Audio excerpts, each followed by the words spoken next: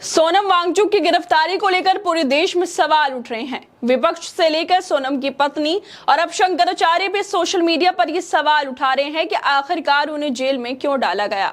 एक शख्स जिसने अपना पूरा जीवन पर्यावरण की रक्षा, शिक्षा और समाज सुधार के लिए समर्पित किया, आज वही शख्स जेल की सलाखों के पीछे डाल दिए गए।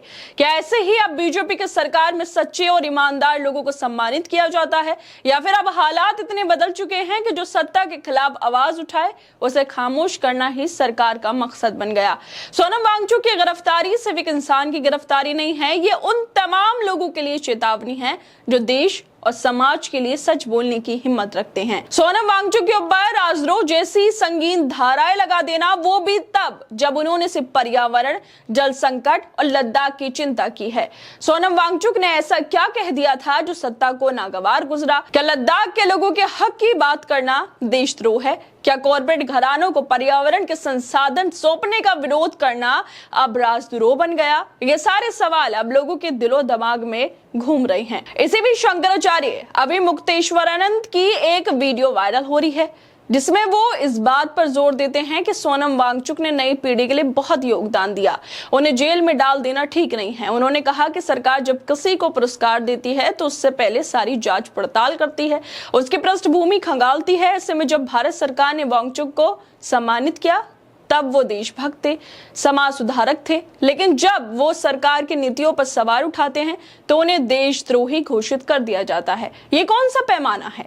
गीतांजलि अंगमो, जो वांगचुक की पत्नी हैं, उन्होंने सुप्रीम कोर्ट में याचिका दाखिल कर उनकी रिहाई की मांग भी की है। उनका कहना है कि वांगचुक की गिरफ्तारी न सिर्फ गैरकानूनी है बल्कि बेहद दुर्भाग्यपूर्ण भी है। उन्होंने सवाल उठाया कि एक जलवायु कार्यकर्ता को इस तरह जेल में डालना संविधान की भावना के खिलाफ है।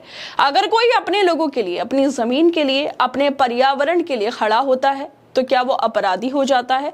वांगचुक ने बार बार लद्दाख के संवैधानिक अधिकारों, पर्यावरणीय खतरों और कॉर्पोरेट हस्तक्षेप को लेकर आवाज उठाई। उन्होंने खुलकर कहा कि प्राकृतिक संसाधनों को अडानी जैसे बड़े कॉर्पोरेट घरानों को सौंपा जा रहा है, जिससे स्थानीय लोगों को नुकसान होता है।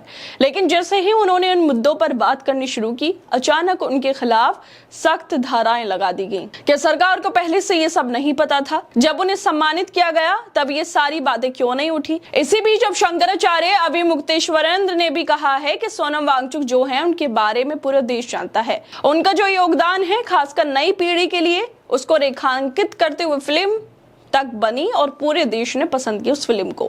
और फिर भारत की सरकार ने उनको सम्मान दिया। भारत की सरकार जब किसी को सम्मान देती है तो उसके बारे में सब जानकारी कर लेती है कि इनके बारे में कोई विवाद तो नहीं है, इंटेलिजेंस से सब पता करवा लिया जाता है, कहीं गड़बड़ी तो नहीं है। जब उनको सम्मानित किया गया तो भारत सरकार ने उनकी पूरी जानकारी ले ली होगी। तब अगर उस वक्त वो अच्छे थे, उनको पुरस्कार दिया गया, तो आज उनके ऊपर देशद्रोही का मुकदमा क्यों लगा दिया गया, जेल में क्यों डाल दिया गया?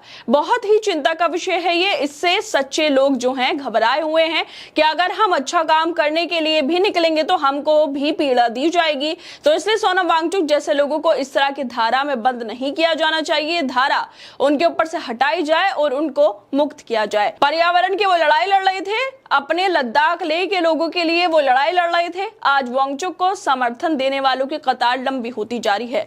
बुद्धिजीवी, पर्यावरण कार्यकर्ता, छात्र, आम नागरिक और अब धार्मिक गुरु तक सब उनकी गिरफ्तारी को गलत ठहरा रहे हैं। क्या इतनी बड़ी संख्या में लोग गलत हो सकते हैं, या फिर सरकार की नीतियां ही अब हर उस इंसान से डरने लगी हैं जो सवाल पूछता है, जो जिम्मेदारी से सोचता है और जो सत्ता के खिलाफ खड़ा होने का साहस करता है? सवाल ये भी है कि क्या सरकार अब इतनी इंटॉलरेंट हो गई चुकी है कि वो विरोध की कोई भी आवाज बर्दाश्त नहीं कर सकती? क्या आज का भारत सिर्फ वही कहने की आजादी देता है जो सरकार को अच्छा लगे? क्या अब ये मान लेना चाहिए कि सच बोलना, न्याय मांगना और अपने अधिकारों के लिए खड़ा होना देशद्रोही की श्रेणी में आ चुका है? खैर दोस्तों, आप लोगों को क्या लगता है इस वीडियो को लेकर? हमें अपनी राय जरूर दें और बाकी तमाम खबरों को देखने के लिए जुड़े रहिए हमारे साथ।